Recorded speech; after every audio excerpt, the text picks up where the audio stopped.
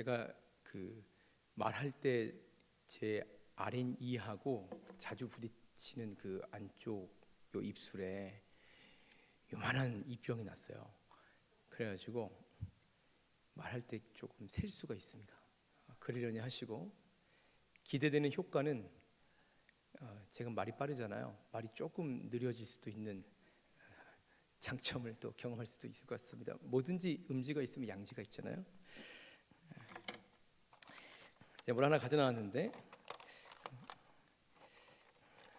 좀 고전적인 퍼포먼스인데 한번 해볼게요. 자, 제 종이를 한 장, 이제 이면지 이제 폐기된 종이인데 한 장 가지고 나왔습니다. 제가 이 종이를 찢을 수 있을까요, 없을까요? 당연히 찢을 수 있죠. 저 요즘 운동도 많이 하는데. 찢었습니다. 자, 겹치면 제가 이 종이를 찢을 수 있을까요? 무한히 신뢰하시는군요. 종이를 찢을 수 있습니다. 다시 겹쳐서 4장이 됐잖아요. 제가 이 종이를 찢을 수 있을까요? 찢을 수 있고, 다음은 찢을 수 있고, 그 다음은 어떨 것 같아요? 찢을 수 있네요.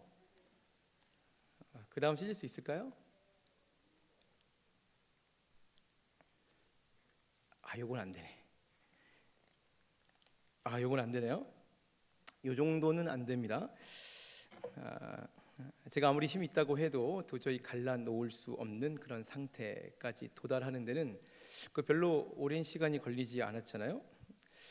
각 종이의 어떤 상태가 변한 것이 아닙니다. 종이는 처음 그대로 바로 그 종인데, 그런데 왜 안 찢어졌습니까? 왜 안 찢어졌을까요? 똑같은 종인데. 이것이 여럿이 모였을 때 발휘되는 놀라운 힘입니다. 조금 오래된 책인데 한때 베스트셀러로 히트를 쳤던 혼창통이라는 경제학 책에 보면 이런 내용의 글이 있습니다. 제가 한번 읽어드릴게요. 잘 들어보세요. 중세 이탈리아의 권력과 부를 장악했던 메디치 가문은 르네상스의 발상지인 피렌체에 세상의 온갖 창의적인 사람들을 불러 모았다. 조각가와 과학자, 시인, 철학자, 화가, 건축가들이 모두 모였다. 그들이 모이고 서로 연결됨으로써 창조적 폭발, 즉 르네상스가 일어났다. 연결의 힘, 바로 메디치 효과이다. 작곡가 데이비드 엠넴은 예술은 다른 사람과 함께 작업하는 게 언제나 유리하다라고 말한다. 자신의 음악에 대한 다른 사람들의 의견이나 피드백이 이제까지와는 전혀 다르게 창조적으로 생각할 수 있게 해주기 때문이다. 여러 사람이 하나로 모였을 때, 그리고 그들의 마음과 생각이 하나로 연결되었을 때 놀라운 힘을 발휘한다. 비슷한 얘기를 하고 있습니다. 우리가 이 땅에 살면서 모든 것을 혼자서 감당하기란 결코 쉽지가 않죠. 물론 일을 하다 보면 때로는 나 혼자 하는 게 편하고 빠를 때도 있지만, 그래도 보통은 혼자보단 둘이, 둘보다는 셋이, 셋보다는 넷이 나을 때가 훨씬 더 많은 것이 사실이에요. 한문에 사람 인자를 다 쓸 줄 아시잖아요. 사람 인자가 생긴 유래도 같은 이치입니다. 사람이 이렇게 혼자 서 있으면 못 서잖아요. 자꾸 이렇게 넘어지고, 혼자 가려고 그러면 자꾸 넘어지고, 그럴 때 다른 사람이 넘어진 사람을 이렇게 받쳐주면, 그랬을 때 비로소 온전한 한 사람인이 된다. 그런 뜻입니다. 우리 속담에도 백지장도 어떻게 하면 낫습니까? 백지장도 맞들면 낫고, 그리고 사자성어에 보면 고장난명이라는 말이 있는데, 혼자서는 일을 이룰 수 없다. 모두 같은 가르침을 전하고 있는 옛 성현들의 지혜입니다. 오늘 우리가 함께 살핀 말씀에도 이와 비슷한 사실들을 기록하고 있는데, 지금부터 함께 살펴보도록 하겠습니다. 자, 첫째, 사람은 그래도 혼자보다는 둘이 낫습니다. 이것은 창조의 원리인데, 하나님께서 천지 만물을 창조하시면서 자기를 닮은 사람 누구를 창조하셨습니까? 아담이라는 남자를 먼저 창조하셨습니다. 그리고 기록을 쭉 보면 모든 것이 보기에 좋았더라. 모든 것이 보기에 좋았더라. 그리고 심히 보기에 좋았더라. 그렇게 평가를 하십니다. 그런데 그러시다가 이상하게도 보기에 좋지 않았다라는 말이 등장하는데, 창세기 2장에 보면 여호와 하나님이 이르시되 사람이 혼자 사는 것이 좋지 아니하니. 다른 것들은 너무나 좋아요. 그런데 사람이 혼자 있는 게 유독 좋지 않게 보였다. 그래서 계속 그 아래를 보시면 내가 그를 위하여 돕는 배필을 지으리라 하시니라. 아담의 갈비뼈를 취해서 누구를 보내십니까? 하와를, 감사합니다, 보내십니다. 하나가 둘이 되었고 그제서야 하나님께서 만족하시죠. 그리고 그때부터 부족한 것을 서로 돕고 채우는, 돕는 배필이 생기게 되는 거예요. 아브라함에게는 사라가 있었고 이삭에게는 리브가가 있었고, 그리고 야곱에게는 라헬이 있었습니다. 그리고 그것이 쭉 대를 이어서 여러분에게는 누가 있습니까? 봐도 여전히 아름다운 바로 그녀, 내 아내가 있고, 봐도 백마탄 왕자 같은데 남편이 있는 거죠. 그래서 우리가 사회 시간에 배우지 않습니까? 사람은 혼자 못 살고 다른 사람들과 끊임없이 관계해야만 살 수 있다, 존재할 수 있다. 곧 사람은 사회적인 동물이다. 그 아담 때부터 사람은 누군가와 필연적으로 동행해야 살 수 있는 것이 일종의 정체성이 된 것입니다. 자, 그런데 여기서 말하는 이 돕는 배필이라는 것은 꼭 이렇게 부부간의 관계만을 말하고 있는 것은 아니에요. 창세기에 표현된 이 돕는 배필에서 이 돕는은 말 그대로 서로 그냥 도와주는 것, 어떤 공격이 있으면 호의하고 없을 때 더해 준다라는 뜻입니다. 그리고 배필은 물론 부부지만 이 배필을 쓴 기본적인 히브리어 단어는 바라보다, 마주 대하다라는 기본 원뜻을 가지고 있습니다. 그래서 정리하자면 여기서 돕는 배필이라는 것은 부부만을 말하는 것이 아니라 상대를 마주보며 돕는 모든 사람이라고 할 수 있는 것이죠. 그러므로 우리가 살면서 도움을 주고 받는 수많은 사람들, 그 모두가 서로에게 돕는 배필이 될 수 있습니다. 부부나 가까운 친족이 될 수도 있고, 옆집 이웃이나 친구가 될 수도 있고, 어쩌면 기억조차 나지 않는 잠깐 스쳐 지나갔던 연인이 돕는 배필이었을 수도 있습니다. 자, 성경의 위대한 믿음의 선배들을 보십시오. 다윗에게는 누가 있었습니까? 요나단이 있었고, 모세에게는 아론이 있었고, 그리고 여호수아에게는 갈렙이 있었고, 바울에게는 바나바와 실라가 있었고, 그리고 베드로에게는 요한이 있었습니다. 그리고 이렇게 가까운 사람들뿐만 아니라 수없이 크고 작게 도우며 스쳐 지나갔던 모든 사람들, 곧 돕는 배필들이 있었습니다. 그래서 다들 내 인생길 내가 알아서 잘 걸어온 것 같지만 절대 그렇지 않은 거죠. 내가 잘나서 내가 잘한 것 같지만 그 인생, 모든 사람들의 인생을 가만히 들여다보면 반드시 그 인생길에 어떻게든 도와주고 함께 길을 걸어준 사람들이 있었습니다. 그래서 사도 바울이 이렇게 고백을 하죠. 골로새서 4장에 보면 신실하고 사랑을 받는 형제 오네시모, 나와 함께 갇힌 아리스다고와 바나바의 생질 마가와 유스도는 하나님의 나라를 위하여 함께 역사하는 자들이니. 바울이 너무나 힘들었잖아요. 근데 뭐라고 말하냐면 이런 사람들이 나의 위로가 되었느니라. 그래서 바울의 사역이 끝까지 멋있게 지속될 수 있었던 것입니다.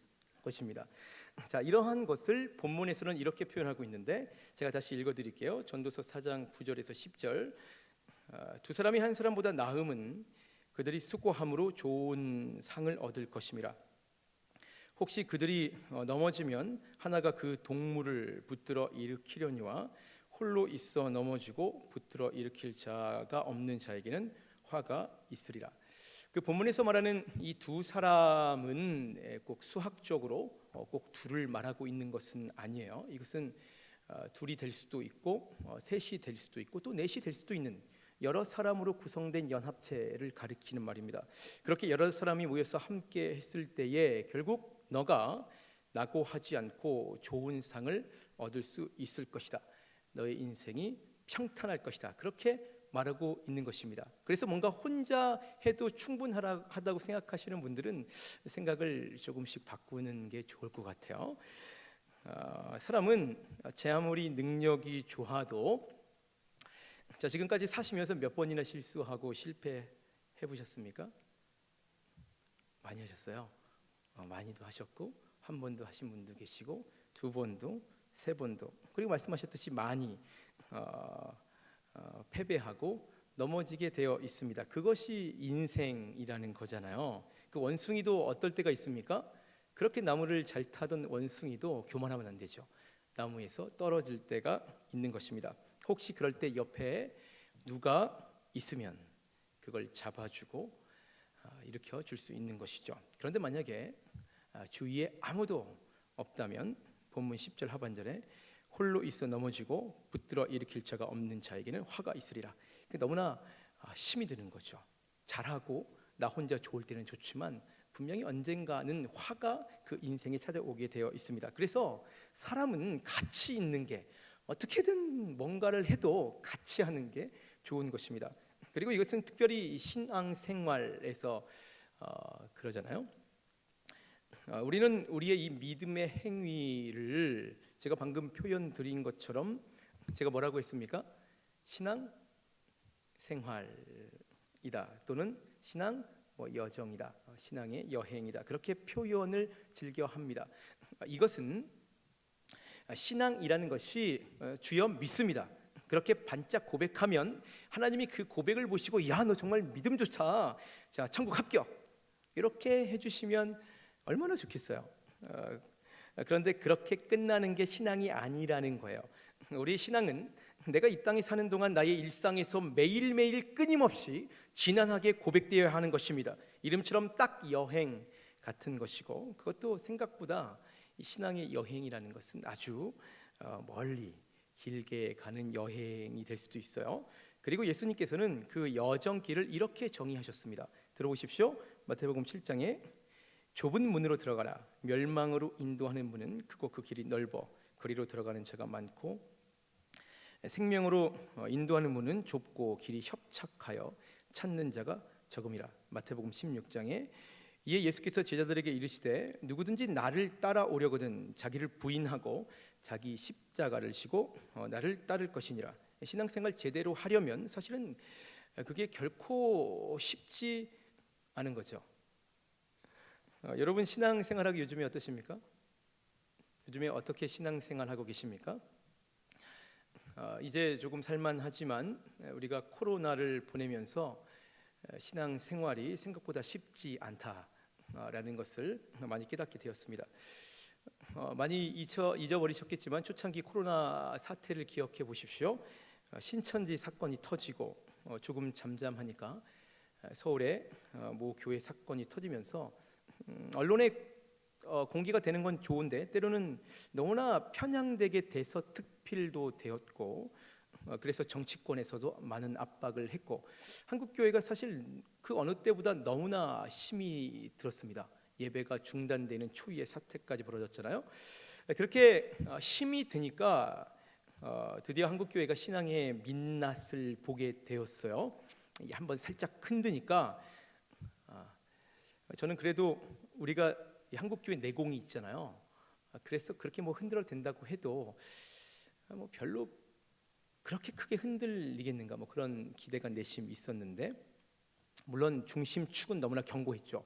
그런데 제 생각보다는 훨씬 많은 성도님들이 흔들리셨고, 어떤 분들은 교회를 떠나고, 심지어 떠난 분들이 교회에 돌을 던지기까지 하는 안타까운 일들이 사실 참으로 많이 일어났습니다. 그중에 이제 갓 고등학교를 졸업한 청년들이 이때는 친구 따라 강남 가는 때잖아요. 자기 친구들이 다 아니라고 하니까 그동안 쌓아왔던 신앙이 너무나 탈탈 털리는 것을 보면서 제가 사단의 역사가 얼마나 전략적이고 얼마나 매혹적이고 강력한지 뼈저리게 2년간 경험했습니다. 진짜 신앙생활은 제대로 하기가 너무나 힘이 든 것 같습니다. 자, 그렇다면 이런 일이 갈수록 훨씬 크고 세게 올 텐데, 그 여행길 여러분 정말 혼자 가실 수 있으시겠습니까? 오래전에 영국의 한 일간지에서 이런 기사를 냈어요. 퀴즈인데, 영국 런던에서 맨체스터까지 가는 영국 런던에서 맨체스터까지 가장 빨리 가는 방법은 무엇인가? 대충 제가 보니까 영국 런던에서 맨체스터까지는 차로 4시간 반 정도 걸리는 거리거든요. 그러니까 뭐 한 400km가 좀 안 되는 거리예요. 이 질문에 거액의 상금이 걸렸고, 이 공모에 일반인들은 물론이고 내노라 하는 수학자들, 이 교통학자들까지 응모를 했습니다. 제출된 답을 보니까 온갖 지식이 동원된 기상천외한 답들도 많았는데, 여러분 한번 생각해 보십시오. 서울에서 부산까지 가는 가장 빠른 방법이 무엇이겠습니까? 여러 가지 답이 제출되었는데 1등한 답은 보통의 사람이 제출한 아주 평범해 보이는 것이었습니다. 답은 좋은 친구와 함께 가는 것. 좋은 친구와 함께 가는 것. 그러면 어떤 여행길이라도 즐겁고 행복해서 시간 가는 줄 모르고 여행한다는 거죠. 그리고 그 답에 모두가 수긍했습니다. 자, 나 혼자서는 절대로 끝까지 못 가죠. 그렇기 때문에 저와 여러분에게는 신앙생활에 반드시 돕는 배필, 친구가 반드시 필요합니다. 혼자서는 절대로 하지 못합니다. 그래서 성경을 한번 보십시오. 예수님께서는 혼자 공생의 사건을 이루실 때 가장 원활하고 효율적으로 하실 수 있었을 텐데 굳이 제자 12를 하나로 모아서 신앙생활을 같이 하게 하셨고, 예수님이 승천하시고 나서 신앙생활이 사실 가장 힘들고 어려워졌잖아요. 그때 제자들은 함께 모여서 다락방에서 기도했고, 그랬더니 성령이 불같이 임하자 어떤 현상이 일어났습니까? 더 많은 사람들이 함께 모이는 초대 교회가 형성되었습니다. 함께 했기 때문에 성령의 역사가 있었고, 함께 했기 때문에 교회가 형성돼서 지금까지 신앙이 이어져 내려온 것이죠. 주님께서 함께 동료를 만들어서 공동체 생활을 하게 하신 데는 이유가 있는 것입니다. 전도서 4장 10절에 혹시 그들이 넘어지면 하나가 그 동물을 붙들어 일으키려니와, 12절에 한 사람이면 패하겠거니와 두 사람이면 맞설 수 있나니 세 겹줄은 쉽게 끊어지지 아니하니라. 한 장의 종이는 약한 충격에도 쉽게 찢어집니다. 그러나 그것들이 합해져서 하나가 되었을 때에 아무리 강한 힘을 가해도 찢어지지 않게 되죠. 자, 그렇다면 여러분은 어떠십니까? 여러분에게는 그런 믿음의 동역자, 친구들이 있으십니까? 누가 있으세요? 배우자가 있고, 실제로 부부가 있고, 그리고 지금 여기 있는 모든 분들, 이분들이 주님께서 허락하신 다 나의 동역자, 친구들이 아니겠습니까? 그래서 이 어려울 때에 한 공동체에서 모여서 신앙생활한다는 것은 얼마나 복되고 아름다운지 몰라요. 자, 그런 맥락에서 이제 잘 모르실 수도 있지만 옆에 있는 분들과 인사하시겠습니다. 앞으로도 잘 부탁드립니다. 시작.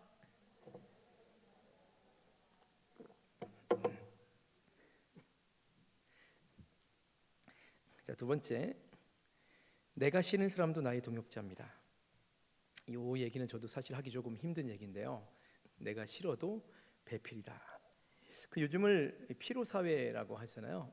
그래서 그런 책들도 나오고, 또 어느 때보다 스트레스 지수가 높은 시대입니다. 왜 그럴까요? 왜 이렇게 피로하고 막 짜증나고 그럴까요? 많은 이유들이 있지만 사실 잘 보면 대부분이 그 사람과 사람과의 관계 문제인 경우가 많죠. 그래서 한때 드라마로까지 제작된 그 유명한 웹툰의 제목이 이렇습니다. 타인은 지옥이다. 사람은 지옥이에요. 우리가 지옥을 맛볼 수 있으려면 그 사람들하고 같이 살면 된다. 뭐 이런 얘기를 하고 싶었던 건데, 그런데 문제는 오늘 말씀을 보시면 나의 동역자, 그 친구가 되는 대상을 따로 구별하여 두지는 않습니다. 단순히 하나보다는 여럿이 낫다, 둘이 있으면 이긴다 라는 말을 하고 있을 뿐이에요. 저도 물론이고 우리는 내가 좋고 편한 사람만 내 친구, 나의 동역자라고 생각합니다. 그러나 함께 모이는 모든 사람이, 그 사람이 내게 어떤 사람이든 간에 나에게 동역자이고 또 내 친구가 되는 거죠. 아담에게 하와를 주실 때 아담에게 이상형을 미리 묻고 보내셨으면 더 좋았을 것을 그냥 하나님께서 주권적으로 만나게 하신 거잖아요. 그래서 골로새서 1장에 보면 만물이 그에게서 창조되되 하늘과 땅에서 보이는 것들과 보이지 않는 것들과 혹은 왕권들이나 주권들이나 통치자들이나 권세들이나 만물이 다 우리 하나님으로 말미암았다. 로마서 8장에 우리가 알거니와 하나님을 사랑하는 자 곧 그의 뜻대로 부르심을 입은 자들에게는 모든 것이 합력하여 선을 이루느니라. 하나님에게서 나오지 않는 것은 아무것도 없습니다. 특별히 그의 뜻대로 부르심을 입은 자 곧 주님의 몸된 교회라는 한 자리에 모인 우리는 하나님께서 그분의 섭리 안에서 주권적으로 모으신 동료, 서로 돕는 배필이라는 것이죠. 우리가 그것을 인정하고 받아들여야 합니다. 그렇기 때문에 당연히 우리 교인은 서로 얼굴만 봐도 어떻습니까? 너무나 좋잖아요. 그래서 교회에 오는 게 얼마나 좋은지 몰라요. 그런가 하면 우리 교회는 안 그렇지만 어떤 교회에서는 막 그러죠. 야, 이제 저 인간만 없으면 내가 교회 살만 나서 다니겠는데 하나님은 저 인간 안 잡아가고 왜 이렇게 힘들게 하시는가. 그런 기가 막히게 내 속을 썩이는 사람 또한 반드시 있게 마련입니다. 사람 사는 데가 사실 거기잖아요. 그런데 중요한 것은 그 모두가 특별히 교회 공동체 안에 있다라면 다 주님께서 내게 주신 동역자, 돕는 배필이라는 말이죠. 지금은 싫지만 그분이 앞으로 어떻게 될지 아무도 모르는 겁니다. 결국 하나님께서 합력하여 이 안에 놀라운 하나님의 선을 이루실 줄 믿습니다. 그 예수님께서는 공생의 기간에 12명의 제자를 부르셨잖아요. 그런데 여러분도 아시겠지만 사복음서를 한번 살펴보시면 말이 제자지 영적 센스도 없고 툭하면 실수하고 또 얼마나 막 서로 싸우고 물어뜯는지 몰라요. 아마 제 생각에는 제자들 12명 별로 안 친했을 것 같아요. 거의 안 친했을 것 같아요. 배신자도 있잖아요. 그리고 나온 지파들이 출신들이 다 달라요. 분명히 안 친했을 거예요. 그리고 또 이것도 제 생각인데 아마 그 중에 몇은 아마 이런 생각도 했을지도 몰라요. 저놈만 없었더라면 우리가 이렇게 되진 않았을 텐데 라는 생각도 어쩌면 누군가 했을 것 같습니다. 그런데 그들이 그럼에도 끝까지 공동체를 지키고 나아갔을 때에 이들이 조금씩 변화됐고 결국 이들을 통해 사도행전의 놀라운 역사가 시작이 됩니다. 바로 이것이 예수님께서 구원을 이루어 가시는 그분의 방식이잖아요.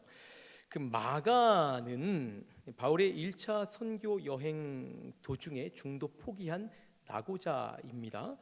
시간이 흘러서 이제 2차 여행이 다시 시작되었고 그때 이 바나바는 이 중도 낙오한 이 마가를 다시 데려가길 원했고 그런데 이 바울이 굉장히 반대했습니다. 결국 이 마가를 데려가는 문제 때문에 둘이 크게 싸워서 갈라져 버렸죠. 참 안타까운 사실이잖아요. 이 바울이 이 마가가 얼마나 싫었으면 이 친구 바나바와 갈라서기까지 반대했겠습니까? 게다가 이제는 마가 때문에 친한 친구까지 잃었으니 바울은 마가가 아마도 너무나 싫었을 거예요. 그렇죠? 그런데 훗날에 바울이 순교 직전에 디모데에게 이렇게 요청을 하는데 한번 잘 들어보십시오. 너는 어서 속히 내게 오라.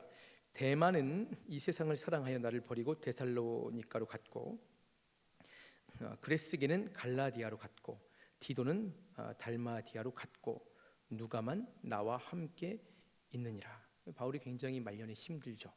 그런데 마지막에 뭐라 그러냐면 디모데 너가 올 때에 마가를 데리고 오라. 그가 나의 일에 유익하니라. 시간이 지나서 결국 그렇게 싫었던 마가가 죽기 직전에 가장 보고 싶은 사람, 끝까지 곁을 지켜주는 사람이 되었습니다. 자, 사랑하는 성도 여러분, 여러분 지금 어떠십니까? 혹시 이 공간에 그리고 신앙생활을 할 때 도무지 나와 맞지 않는 사람이 옆에 있습니까? 그래서 힘이 드신 분이 계실지도 모르겠습니다. 우리는 이해할 수 없죠. 왜 저 어렵고 힘든 사람을 내게 붙여주셨는가? 그렇게 하나님을 원망하기도 합니다. 그러나 그런 상황 속에서 우리는 어찌됐든 하나님의 은혜로 우리 주 예수 그리스도의 장성한 분량까지 충만하게 자라게 되는 것입니다. 그리고 하나님께서 결국 그 공동체를 승리하게 하실 것입니다. 이 사실을 믿고 힘들더라도 조금 더 힘을 내고 공동체를 지키십시오. 그랬을 때에 그 사람 때문에 어느 순간 내가 자라고, 그리고 언젠가 반드시 하나님께서 주신 바로 그 사람이 여러분 곁을 끝까지 지키는 가장 보고 싶은 사람으로 하나님께서 합력하여 선을 이루게 하실 줄 믿습니다. 자, 마지막으로 우리에게는 예수 그리스도라는 가장 친한 친구가 옆에 있습니다. 자, 혹시나 그럼에도 불구하고 내 옆에 날 위로해 주는 사람이 아무도 없다. 있어도 없을 때가 있죠. 힘든데 뭘 어떻게 다 끄집어내서 다 얘기해요. 말할 수 있는 게 있고 말할 수 없는 게 있잖아요. 그래서 절망되고 힘겨운 분들께 매우 특별한 한 분을 소개해 드리겠습니다. 그게 누굴까요? 예, 맞습니다. 우리 주 예수 그리스도. 우리 주 예수 그리스도. 혹시 여기 앉으신 분들 중에 때로는 홀로 너무나 외로운 분이 계십니까? 저나 결혼했는데 저 아내랑 가끔 싸우는데 아내랑 되게 친해요. 제가 아내랑 싸우는 얘기 종종 하니까 저랑 아내랑 별로인 줄 아시는 분 계신데 저 아내랑 되게 친하거든요. 그런데 제가 어떤 걸 느꼈냐면 결혼했는데 아내가 있어서 좋은데 그래도 외로울 때가 있더라고요. 왜 공감 안 해주십니까? 저만 그렇습니까? 그렇죠. 그럴 때가 있어요.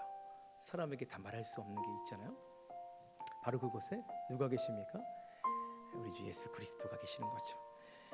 혹시 나 모르게 아무도 모르는 일로 혼자 힘겹게 고통받는 분이 계실 수도 있어요. 바로 그 절망 한가운데 우리 주님이 계십니다.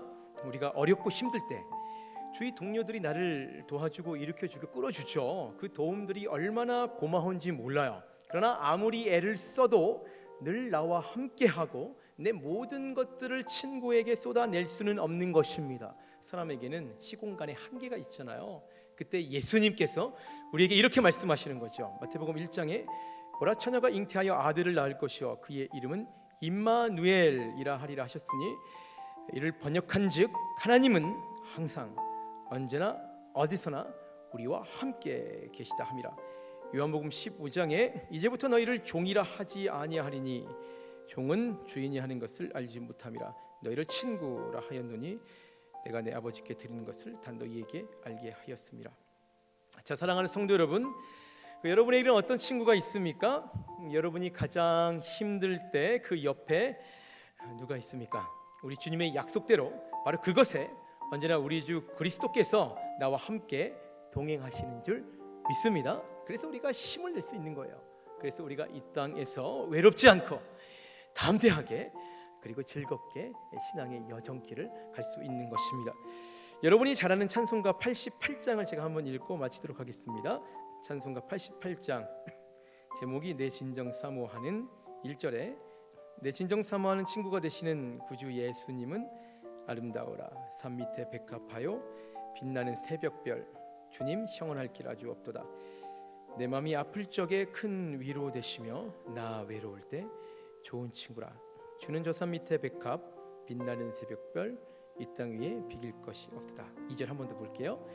내 맘의 모든 염려 이 세상 고락도 주님 항상 같이 하여 주시고 시험을 당할 때에 악마의 계교를 즉시 물리치사 나를 지키네.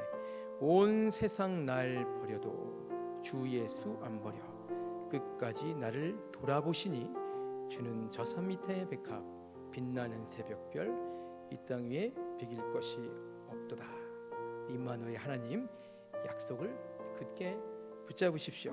그래서 어떤 순간에도 하나님께 큰 위로 얻으시는 귀한 성도님 되시기를 우리 예수님의 이름으로 축원합니다.